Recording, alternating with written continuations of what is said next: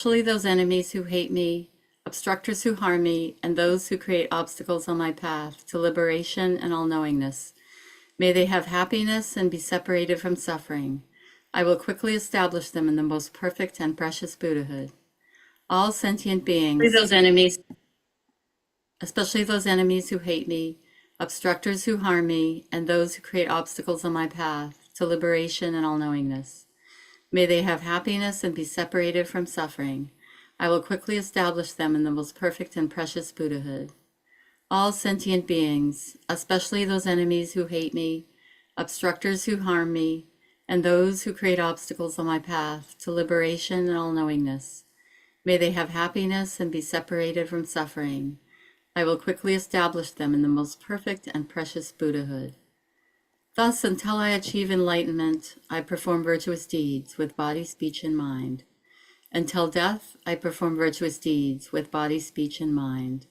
From now until this time tomorrow, I perform virtuous deeds with body, speech, and mind. In the Buddha, the Dharma, and the Sangha most excellent, I take refuge until enlightenment is reached. By the merit of generosity and other good deeds, may I attain Buddhahood for the sake of all sentient beings. In the Buddha, the Dharma, and the Sangha most excellent, I take refuge until enlightenment is reached.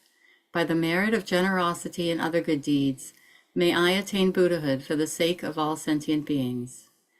As earth and the other elements, together with space, eternally provide sustenance in many ways for the countless sentient beings, so may I become sustenance in every way for sentient beings, to the limits of space, until all have attained nirvana.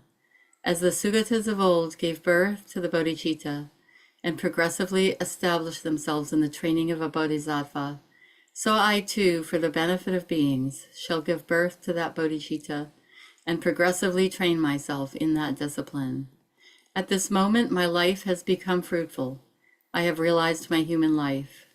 Today I am born into the family of the Buddhas.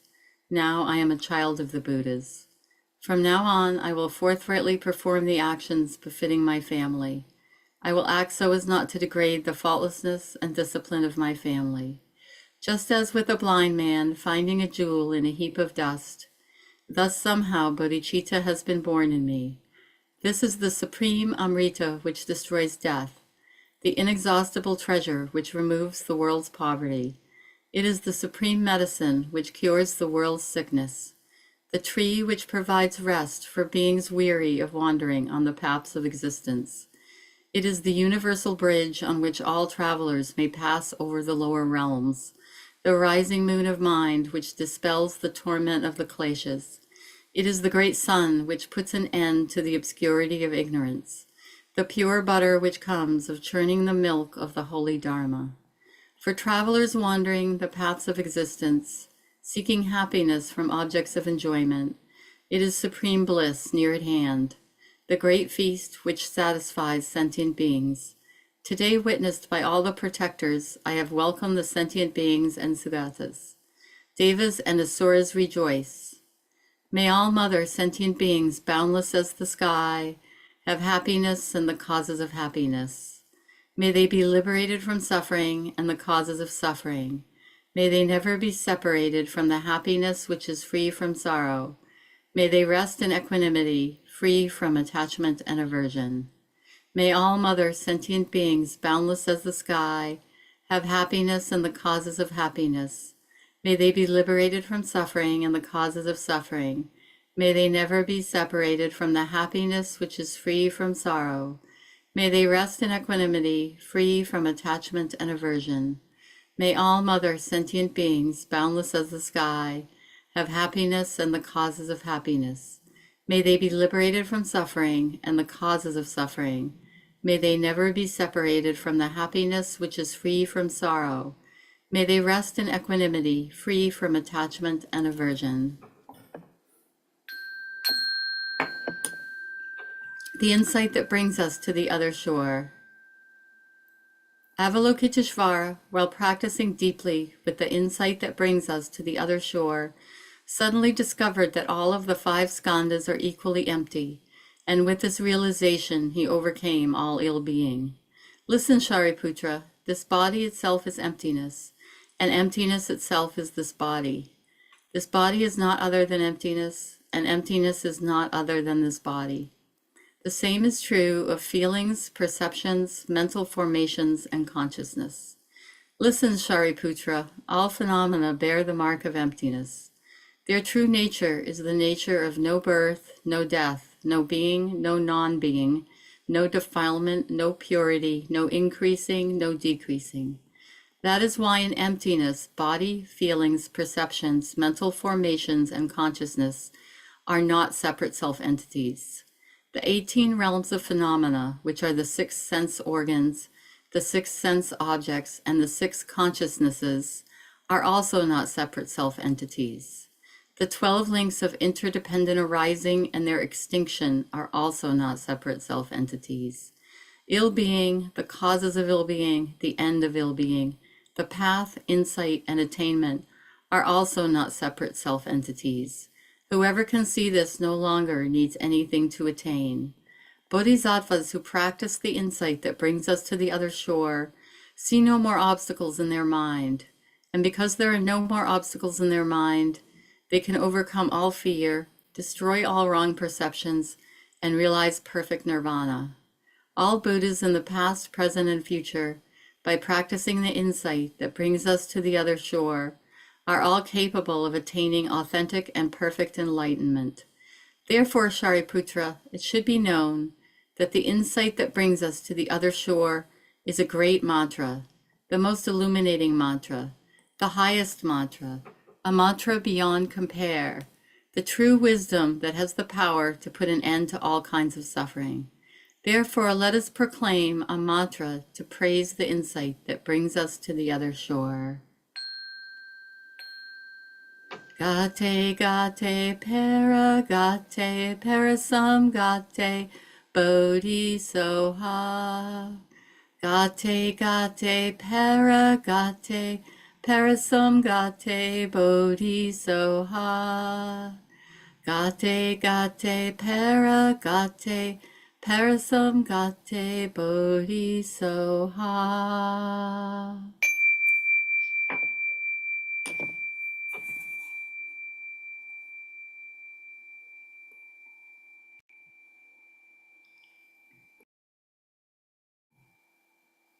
Welcome, everyone. Good to see you. We're continuing with an exploration of the lineage, and we've been doing short biographies of the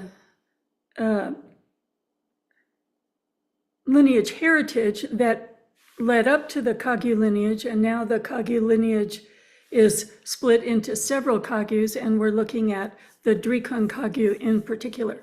So last week we were talking about Pegmo Drupa, who was a student of Gampopa, and he was the teacher who had many, many great students. And there were something like 8 Kagyu lineages stemming from him.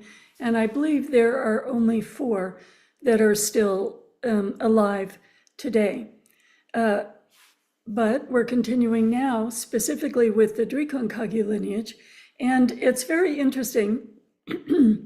We can talk about the founder of the Drikung lineage, Lord Jigten Sumgun, but we can't really talk about him until not only have we talked about his teacher, but his great-grandmother, Achi Choki Droma, is a key figure in our history. So I'm going to put a photo of Achi up on the screen.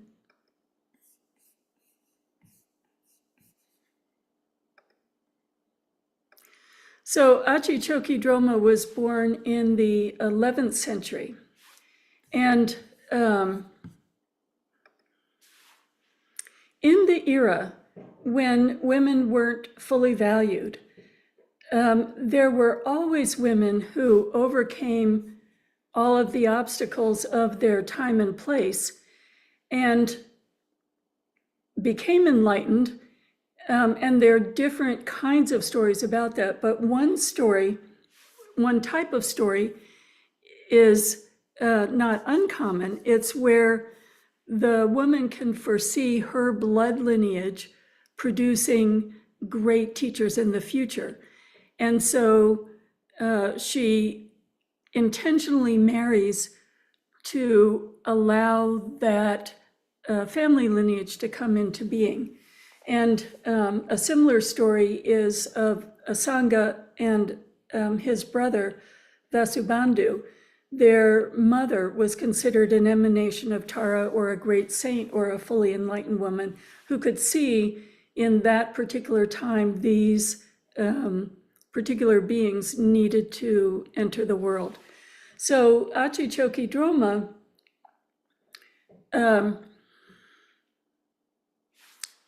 has 3 names, and I'll go over the meaning of each of the names.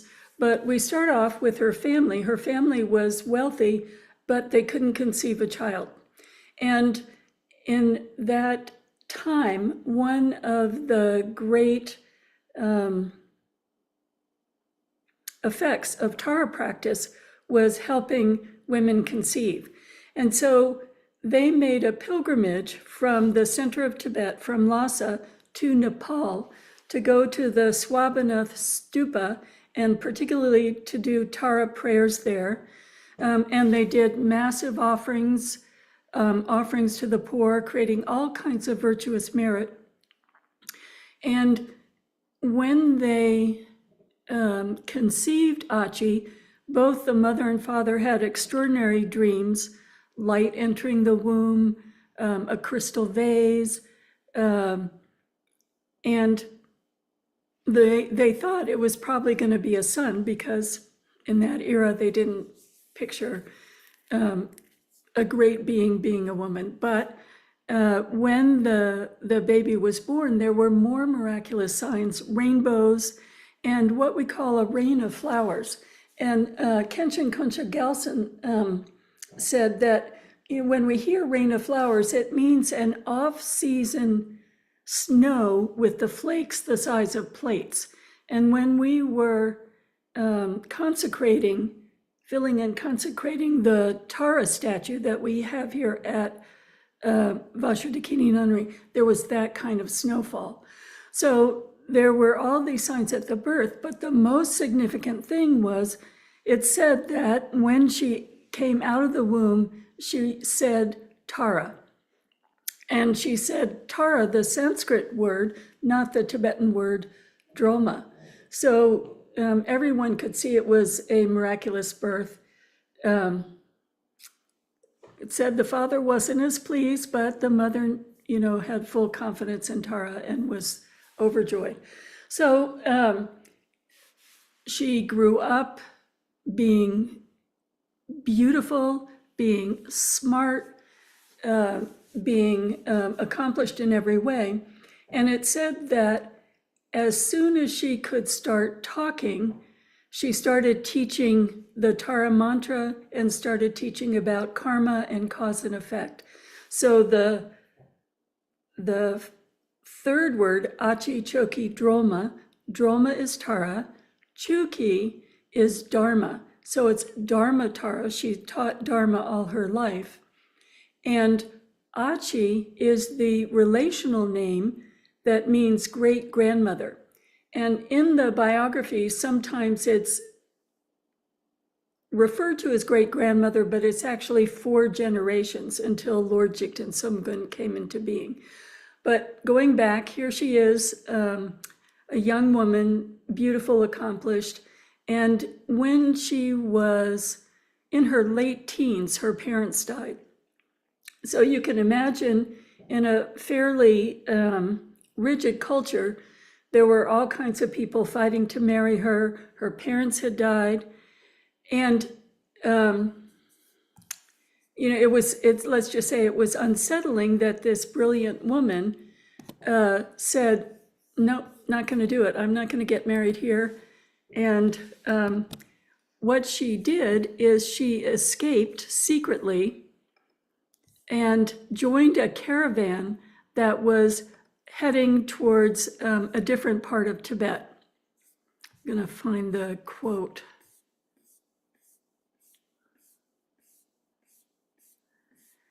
So you can imagine this was quite a wild thing for a young woman to do, and quite courageous. The quote is, "I will not stay in this place. There is a person of good family in the direction of Kham. We have a profound connection with that place. From our inseparable method and wisdom, a fortunate person of good family will arise." So she said straight out, I'm not getting married in the village. I see a totally different future. And she set out on this journey, which would have been difficult in that period of time. And fortunately, they say it was Chinese traders were very affectionate towards her and protected her. And she traveled to Kham, rough conditions. And when she reached a particular place called the Kurya Drog area, the Drikung Valley in Kham, she said, okay, this is where I leave you. And they gave her a big piece of meat, a big slab of butter, and a kind of sweet treat. So she knew that in this place, there was a very important karmic meeting that needed to happen. And the reason this meeting was so significant was that in Tibet at the time, there were 3 so-called divine blood lineages. So there were these lineages in which a goddess came to earth and mated with a human man, and that's why the family lineage was considered special. So in the formation of Tibet and the coming of the Dharma to Tibet, there are all of these cultural stories that sort of sound a little bit to our ears like fairy tales, but this was the cultural milieu. So there was a divine blood lineage, and there was only one surviving person in this particular blood lineage. It was the Kurya lineage. So she set out to find his cave. And it turns out the one surviving person was a really old monk who had spent most of his life in retreat. So she climbs the mountain and finds this monk, and she offers him the slab of butter and the leg of lamb, and said, well, you and I have to get married. She's a young woman, he's this old man, and he's a monk. And he looks at her and he says, lady, you're crazy. What are you doing here? I'm in retreat, I'm a monk. I haven't broken my vows ever. Leave, just leave. And so she says to him, I don't really want to marry you either, but we have to get married so that the bloodline will continue and so that these extraordinary people will be born in the future. And the quote is, I also don't have great worldly attachment. Due to the both of us, auspicious connections will be created, which will bring forth many great beings who will accomplish activities for the precious teachings of the Buddha. We exist for this.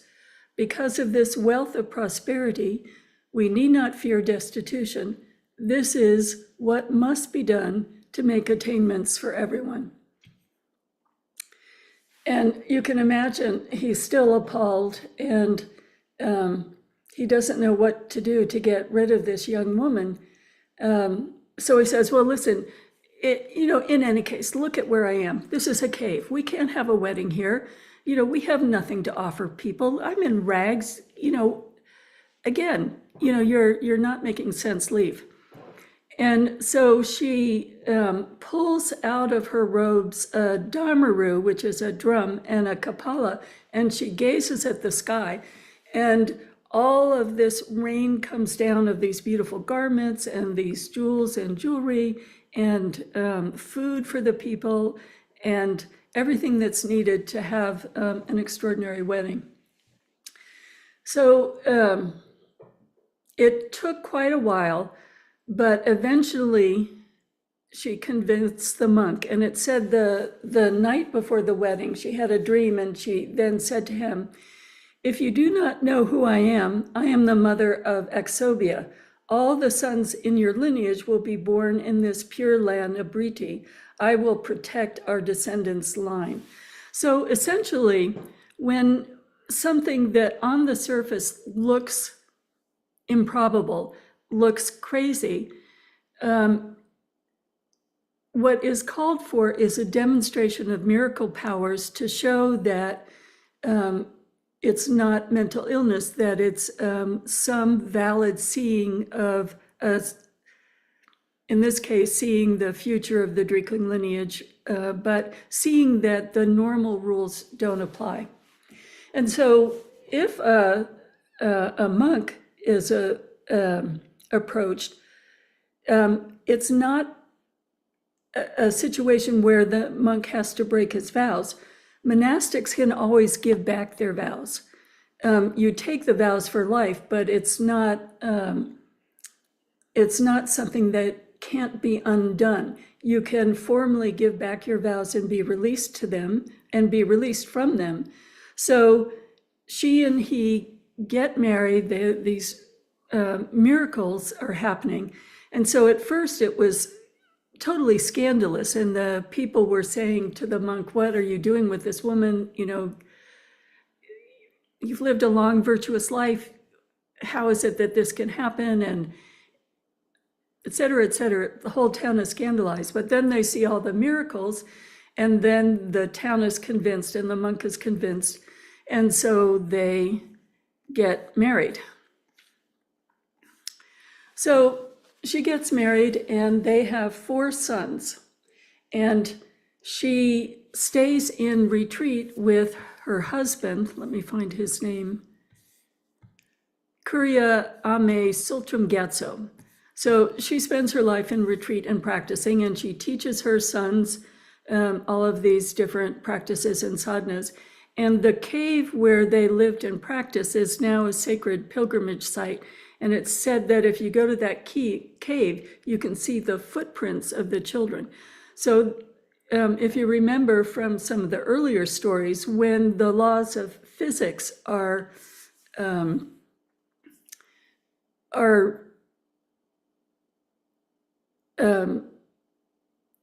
longer valid, when you can put your foot in a hard rock as though it were soft clay, it's another demonstration of existing in a state of mind that's inseparable from primordial awareness. The operating laws of physics no longer rule what's going on. So she lived a long life for that period of time. And when it was time for her to depart, well,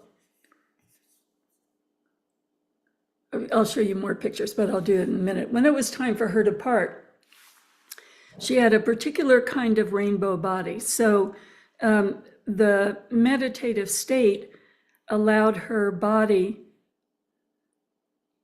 again, to override the laws of physics. And it said that she rode a horse into the sky along with her small dog. And that outside the cave, you can see the footprint of the horse, and the horse is leaping up into the sky. So and it's a blue horse. So she left us with a sadhana that she wrote, and she said, practice this sadhana for 15 generations. And then after that, it became public and was widely practiced. But it coincides with the Driekling lineage that started out as a family lineage.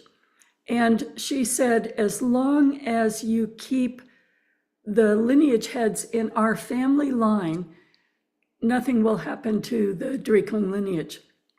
And so for 15 generations, there would be either 2 brothers or an uncle or a nephew, and one would have the secular governance role and one would be the spiritual teacher.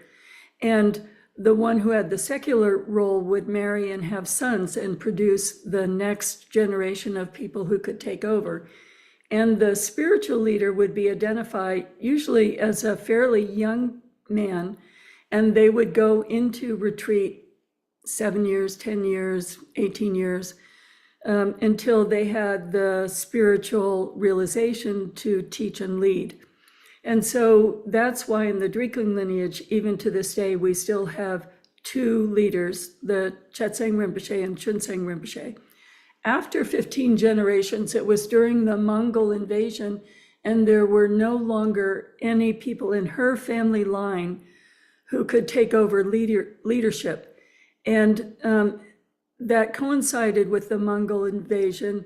The monastery was burned, there was chaos in the land, and Drikung became, after that, a reincarnation lineage.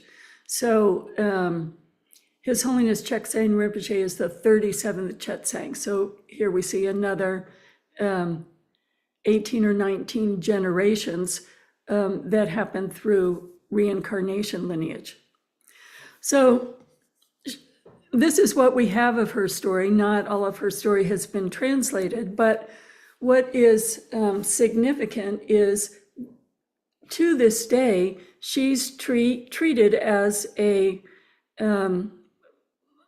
personal grandmother, we might say, someone who has made the commitment to protect the Dharma, to protect all practitioners, but we think of her as having a special relationship with the Drikung lineage. And in India, wherever there's a Drikung monastery, there's also either an Achi temple or an Achi shrine room.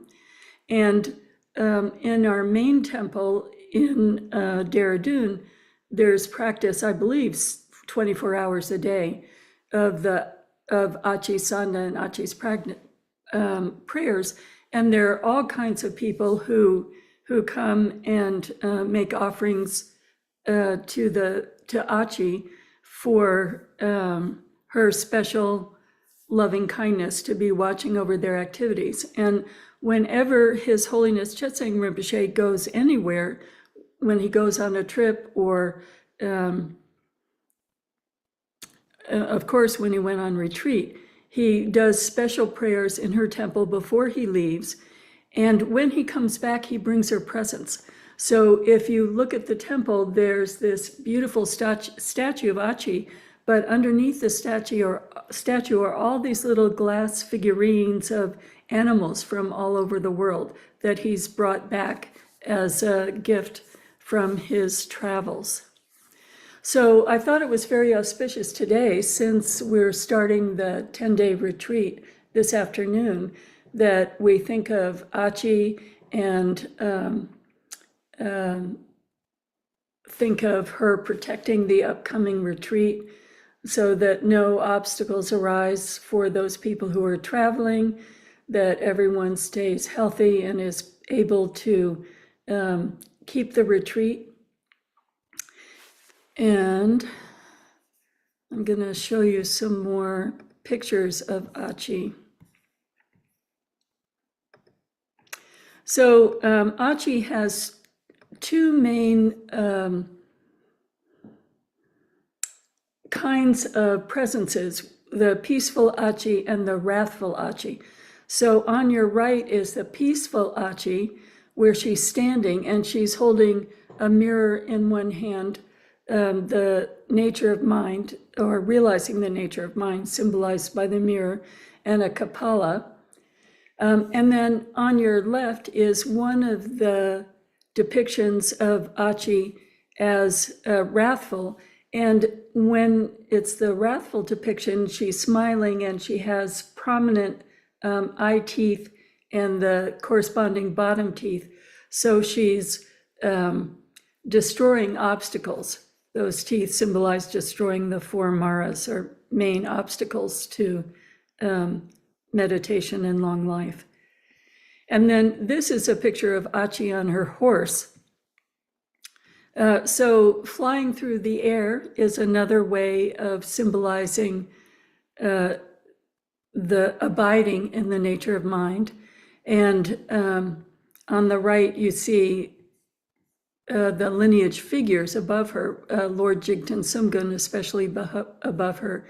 And in the Vajrayana, there's a sense of the existence of Achi inseparable from Prajna Paramita, Achi as Sambhogakaya Vajrayogini, and Achi emanating in this world as the great-grandmother figure and as an emanation of Tara.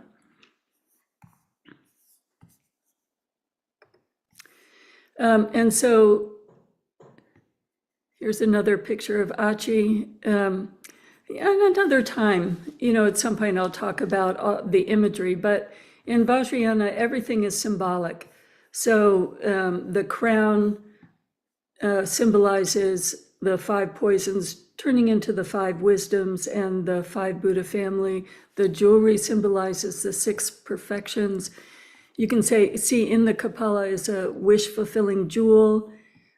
There's a wisdom fire, particularly in the wrathful depiction. So the wisdom fire, the fire of wisdom is destroying any obstacles, any confusion, any misconception. So a very rich kind of imagery. I wish they had the dog in the picture too, but they don't.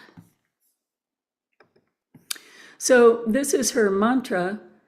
Om Mama Sakra Soha, Yardu, Sarwadu, Raza Razadu, Mama Du, Hong Pei Soha.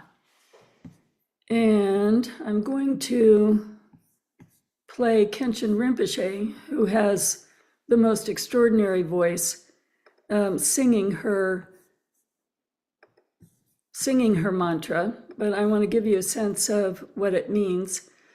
Om Mama is to me. Chakra, they're the inner chakras and the outer chakras that symbolizes the inner energy and the wheels of activity. Soha, may I get it. So may I get the wheels of activity. And then Yardu, Sarwadu, Raza Razadu, Mama Du are the 4 kinds of activities of a Buddha: peaceful activity, increasing activity, magnetizing activity, and wrathful activity. So we see her mantra destroying inner and outer obstacles. And then Hung Pei Soha, Hung receiving the qualities, Pei removing the obstacles, Soha, may it be so. Let me play the mantra now. Unfortunately, I can't play it and show you the words at the same time. But Kenshin's voice is so gorgeous, you're going to love it. So as we play this mantra, you can imagine this beautiful Achi with her wisdom fire destroying all obstacles, and this sense of non-dual mind, inseparable from loving kindness, creating a protective circle over the retreat and over you. Om Mama Zogo Soa Yarandu Zarandu Ranza Ranzandu Mamandu Besoa Om Mama Zagra Soa Yarandu Zarandu Ranza Ranzandu Mamandu Besoa Om Mama Zagra Soa Yarandu Zarandu Ranza Ranzandu Mamandu Besoa Om Mama Zagra Soa Yarandu Zarandu Ranza Ranzandu Mamandu Besoa Om Mama Zaga Soa Yarandu Zarandu Ranza Ranzandu Mamandu Besoa Om Mama Zaga Soa Yarandu Zarandu Ranza Ranzandu Mamandu Sagraso Yarandu Zarwandu Ranza Ranza de Mamandu Bezoa Om Mama Sagraso Yarandu Zarwandu Ranza Ranza de Mamandu Bezoa Om Mama Sagraso Yarandu Zarwandu Ranza Ranza de Mamandu Bezoa Om Mama Sagraso Yarandu Zarwandu Ranza Ranza de Mamandu Bezoa Om Mama Sagraso Yarandu Zarwandu Ranza Ranza de Mamandu Bezoa Om Mama Sagraso Yarandu Zarwandu Ranza Ranza de Mamandu Bezoa Om Mama Sagraso Yarandu Zarwandu Ranza Ranza de Mamandu Bezoa Om Mama Sagraso Yarandu Zarwandu Ranza Ranza de Mamandu Bezoa Om Mama Sagraso Yarandu Zarwandu Ranza Ranza de Mamandu Bezoa Om Mama Sagraso Yarandu Zarwandu Ranza Ranza de Mamandu Bezoa Om Mama Sagraso Yarandu Zarwandu Ranza Ranza de Mamandu Bezoa Om Mama Sagraso Yarandu Zarwandu Ranza Ranza de Mamandu Bezoa Om Mama Sagraso Yarandu Zarwandu Ranza Ranza de Mamandu Bezoa Om Mama Sagraso Yarandu Zarwandu Ranza Ranza de Mamandu Bezoa Om Mama Sagraso Yarandu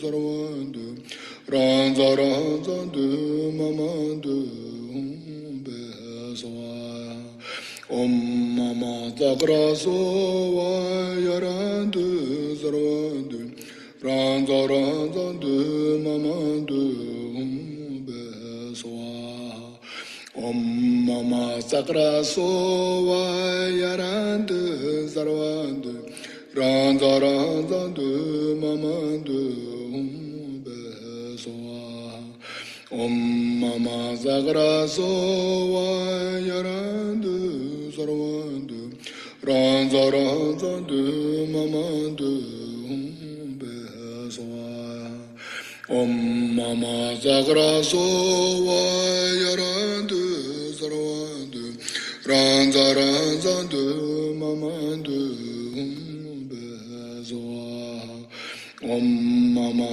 Sagraso Yarandu Zarwandu Ranza Ranza de Mamandu Bezoa Om Mama Sagraso Yarandu Zarwandu Ranza Ranza de Mamandu Bezoa So we have Kenshin's extraordinary voice.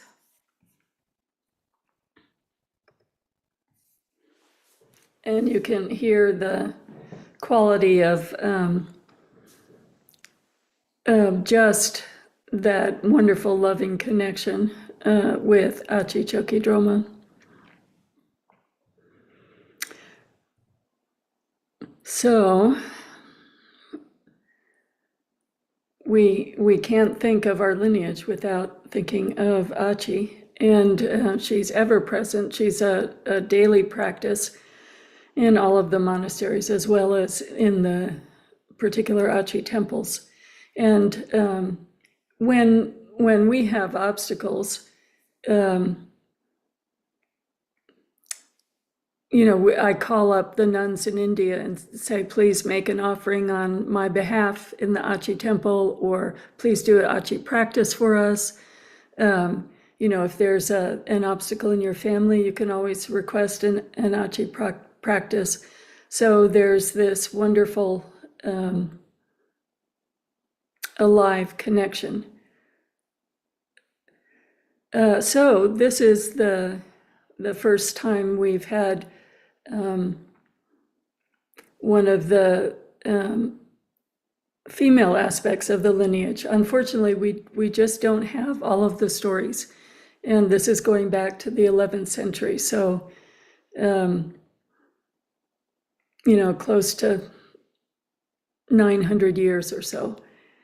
So it would be nice if we had all the stories of the different women practitioners, and it would be nice if they were all translated. There's a lot more about Achi that is in the process of being translated, and our own Sangha member, Alison Melnick Dyer, is now working on a book about Achi. So we're waiting for her book to give us more information about her story.